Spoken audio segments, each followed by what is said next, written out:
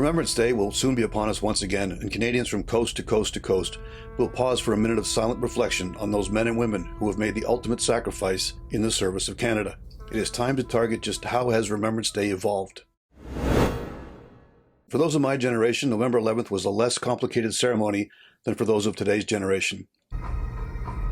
Attending those events in the 1960s, 70s, and 80s were large numbers of gray-haired veterans who had fought in the Great War, the Second World War, and the Korean conflict.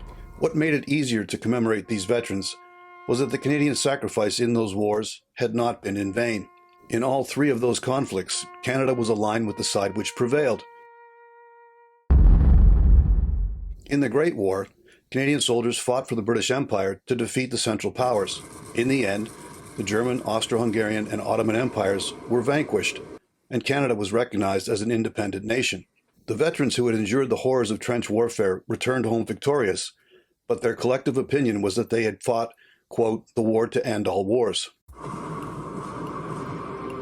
However, 2 decades later, Canadians would mobilize once again to combat the Axis powers, an alliance that included Fascist Italy, Nazi Germany, and Imperial Japan. Once again, Canadian soldiers were victorious, and our soldiers have been warmly greeted as liberators as they drove the Nazi German occupiers out of the Netherlands.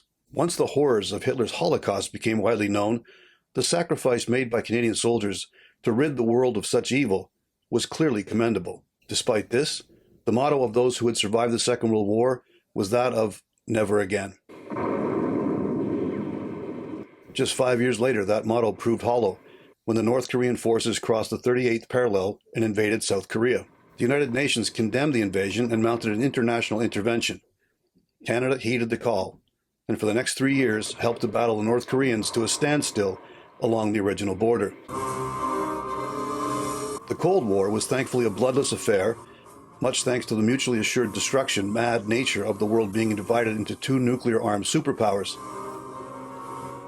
In response to the Suez Crisis in 1956, Canadian Prime Minister Lester B. Pearson was credited with the invention of United Nations peacekeeping. My own country now maintains forces trained and equipped which can be placed at the disposal of the United Nations on short notice for service anywhere in the world. All too often, the deployment of international UN peacekeepers in between warring factions in global hotspots has resulted in these soldiers, including 130 Canadians, making the ultimate sacrifice.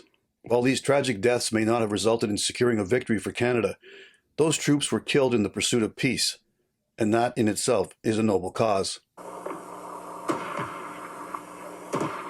In 1990, Canada once again answered the call, this time in response to Iraq's invasion of neighboring Kuwait. In the end, the US-led coalition was easily able to defeat Saddam Hussein's invaders and liberate the Kingdom of Kuwait. There were no Canadian fatalities in that one-sided conflict, but many of those soldiers that served in theater suffered from what became known as Gulf War syndrome. However, that was the last juncture wherein the Canadian military's participation led to a clear-cut victorious outcome. To wit, the 1993 US-led intervention in Somalia was a failed military venture. The Canadian Airborne Regiment was subsequently disbanded following that deployment when it was revealed that Somali looters had been tortured and executed by Canadian paratroopers. Technically, Canada was allied with the NATO force that bombed Serbia into submission in 1999. We suffered no casualties in that 78-day war, which resulted in Kosovo declaring its independence in 2007.